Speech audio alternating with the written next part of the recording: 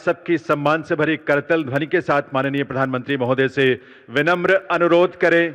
इस अवसर पर उनके प्रेरक संबोधन के लिए, उनके मार्गदर्शन के लिए माननीय प्रधानमंत्री महोदय।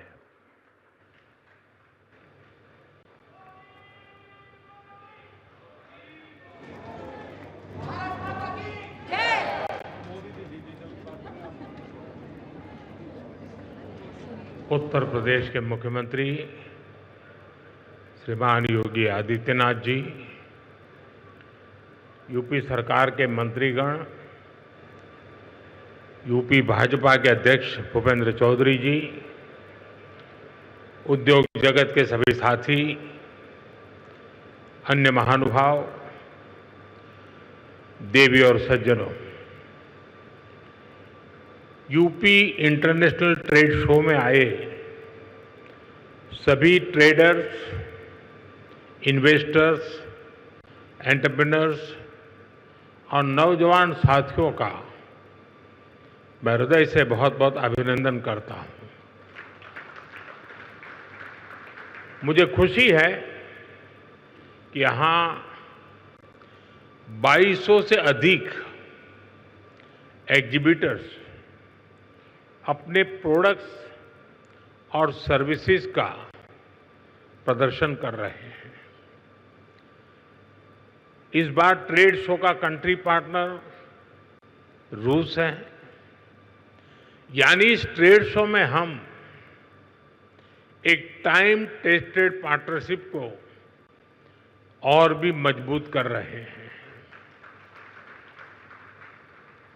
मैं मुख्यमंत्री योगी जी को, सरकार के अन्य सभी साथियों को, स्टेक होल्डर्स को इस आयोजन के लिए बहुत बहुत बधाई देता हूं। साथियों, आज हम सभी के मार्गदर्शक पंडित दीनदयाल उपाध्याय जी की जयंती है। दीनदयाल जी ने हमें अंत्योदय की राह दिखाई थी। अंत्योदय यानी जो सबसे आखिर में है उसका उदय, गरीब से गरीब तक विकास पहुंचे और हर भेदभाव समाप्त हो, यही अंत्योदय है। और अंत्योदय में ही सामाजिक न्याय की मजबूती रही हुई है। और आज विकास का यही मॉडल भारत दुनिया को दे रहा है। साथियों, मैं आपको एक उदाहरण दूंगा। आज विश्व में हमारे फिनटेक सेक्टर की बहुत चर्चा है। इस फिनटेक सेक्टर की सबसे खास बात है कि इसने समावेशी विकास को, इंक्लूसिव डेवलपमेंट को बहुत ताकत दी है, बढ़ावा दिया है। भारत ने ऐसे ओपन प्लेटफॉर्म बनाए जो सबको साथ लेकर चलते हैं। यूपीआई, आधार, डिजी लॉकर, ओएनडीसी, ये हर किसी को मौका दे रहे हैं।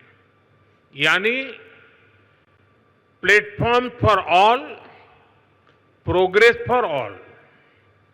आज भारत में इसका असर हर जगह दिखाई देता है।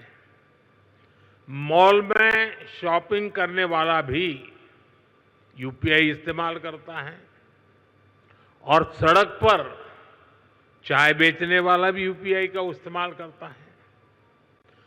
फॉर्मल क्रेडिट जो कभी सिर्फ बड़ी कंपनियों को मिलता था, वही अब पीएम स्वनिधि से रेहड़ी ठेले वालों तक पहुंचता है। साथियों, ऐसे ही गवर्नमेंट ई मार्केटप्लेस यानी जैम है। एक समय था, अब सरकार को कोई सामान बेचना और बड़े प्लेयर्स के बस की बात उन्हीं के कब्जे में था एक प्रकार से। लेकिन आज जेम पोर्टल से करीब 25 लाख सेलर्स और सर्विस प्रोवाइडर्स उससे जुड़े हुए हैं और सरकार को सप्लाई का काम कर रहे हैं। ये छोटे छोटे ट्रेडर्स हैं, उद्यमी हैं, दुकानदार हैं, जो भारत सरकार की जरूरत के हिसाब से वो सीधे अपना सामान भारत सरकार को बेच रहे हैं और भारत सरकार खरीद रही है। आप हैरान रह जाएंगे कि अब तक जेम के माध्यम से भारत सरकार ने 15 लाख करोड़ रुपए का सामान या सर्विस खरीद चुके हैं। इस पोर्टल पर करीब करीब 7 लाख करोड़ रुपए का सामान हमारे एमएसएमई लघु उद्योगों से खरीदा गया है। पहले की सरकारों में ये सोचना भी असंभव था, लेकिन आज देश के दूर सुदूर कोने में जो छोटा सा दुकानदार है वो भी जेम पोर्टल पर अपना सामान बेच रहा है। और यही तो सच्चे अर्थ में अंत्योदय है, यही विकास का आधार है। साथियों, आज भारत 2047 तक विकसित होने के लक्ष्य की ओर आगे बढ़ रहा है। दुनिया में हो रही डिसरप्शन और अनसर्टेनिटी के बावजूद भारत की ग्रोथ आकर्षक है। डिसरप्शन हमें भटकाते नहीं, लेकिन हम उस परिस्थिति में से नई डायरेक्शन खोजते हैं, नई डायरेक्शन का मौका ढूंढते हैं। इसलिए इन डिसरप्शन के बीच आज भारत आने वाले दशकों की नींव मजबूत कर रहा है और इसमें भी हमारा संकल्प है, हमारा मंत्र है आत्मनिर्भर भारत। दूसरों पर निर्भर होने से ज्यादा व्यवस्था कोई और हो ही नहीं सकती। बदलती हुई दुनिया में जो देश जितना ज्यादा दूसरों पर निर्भर रहेगा उसकी ग्रोथ उतनी ही कॉम्प्रोमाइज रहने वाली है। और इसलिए भारत जैसे देश को किसी पर निर्भर रहना अब मंजूर नहीं है। इसलिए भारत को आत्मनिर्भर बनाना ही होगा। हर वो प्रोडक्ट जो हम भारत में बना सकते हैं वो हमें भारत में ही बनाना है। आज यहां मेरे सामने इतनी बड़ी संख्या में उद्यमी हैं, ट्रेडर्स हैं, एंटरप्रेन्योर्स हैं। आप इस आत्मनिर्भर भारत अभियान के बहुत बड़े स्टेक होल्डर्स हैं।